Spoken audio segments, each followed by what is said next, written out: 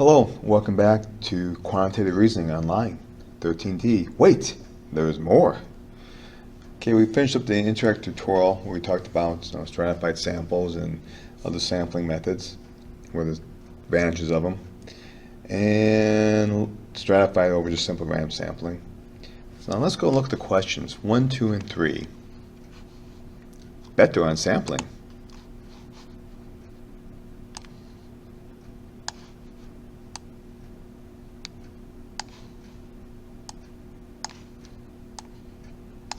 So let's see.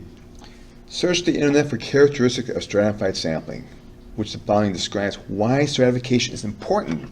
Okay, why is it important in some studies? Now let's see. I still have that from last time, someplace. There you go. And why it's important? Because it divides the population into different subgroups of strata. A stratified sample is one that ensures that subgroups of a given population are adequately represented within the whole sample population of a research study. For example, age. Young, 30-something, 40-something, 50-somethings, 16 and above. So which of these?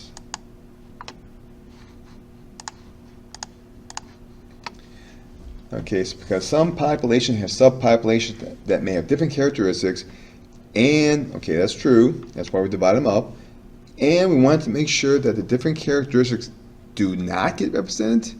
No, that's not right. Because some populations have subpopulations that have different characteristics, yes, and we should make sure that they are all represented. And random sampling is never a good idea. All right. So we're going to break them up into subpopulations based on their characteristics. Based on characteristics to ensure representation. Final check. Yahoo. Question 2.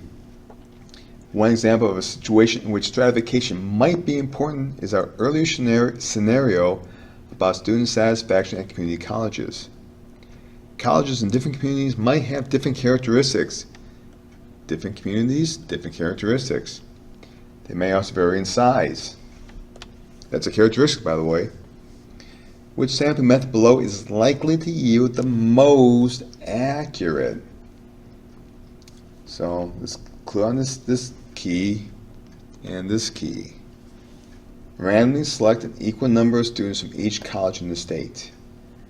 Maybe. That's a good start. Can we do better? Have all colleges submit a list of names and addresses of all students at these colleges. So we're going to take all the colleges,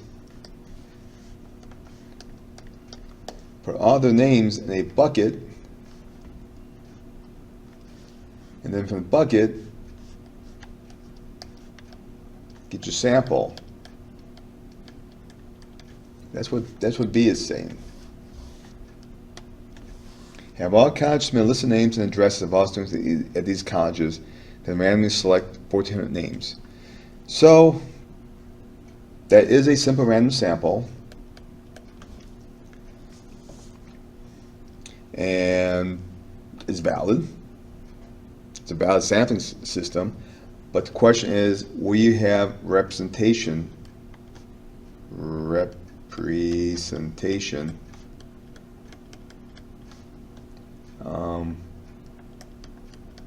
from all colleges equally? I mean, there's a probability that you're going to get you will get a lot from this college, a lot from this college, and very few from those guys. That's not good. That's not good, especially when we have a built-in stratification of colleges that will basically group their characteristics and sizes. Okay, randomly select students from each of the colleges proportional to the size of the college student bodies. For example, if one college student body makes up 5% of all college students, then 5% of the sample should be from that college.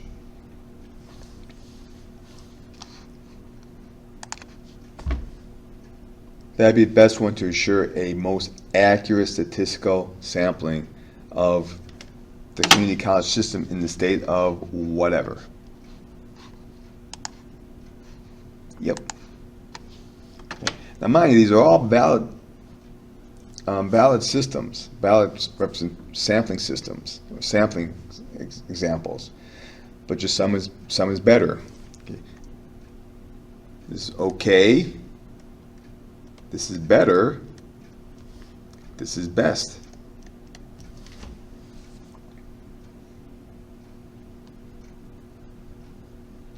Because at least in every case, you're getting a sample from every school.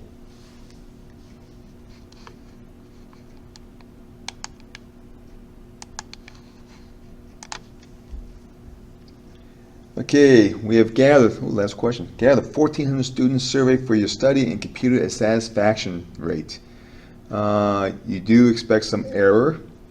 Suppose you learn that this rate is 5% margin of error. So satisfaction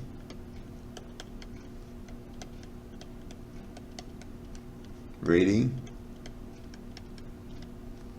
plus or minus 5% among schools. So the real rate would be within 5%.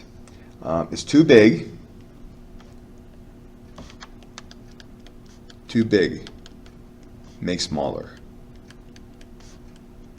Tighten the margin of error. And like I said earlier, margin of error,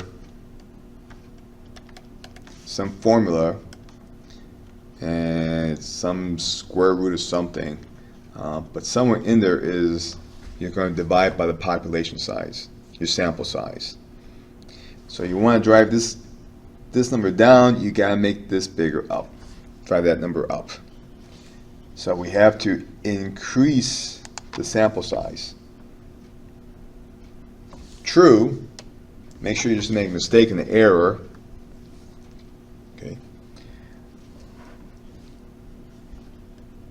This guy would drive your error basically to 0. It's at that moment of history. But for sampling, increased sample size will reduce that number down. Final check. Correct. And with that,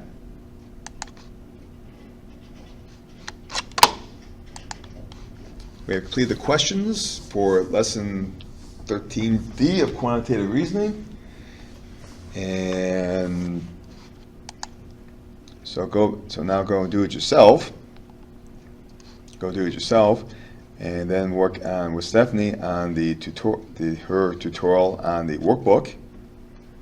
Make copies, upload them for me, and then work on practice assignment, and that has you done with lesson 13, which is completion for lesson Learning Plan 5, also known as Week 5.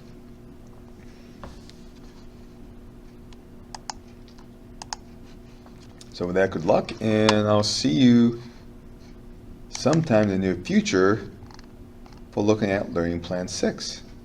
All these little dit dots.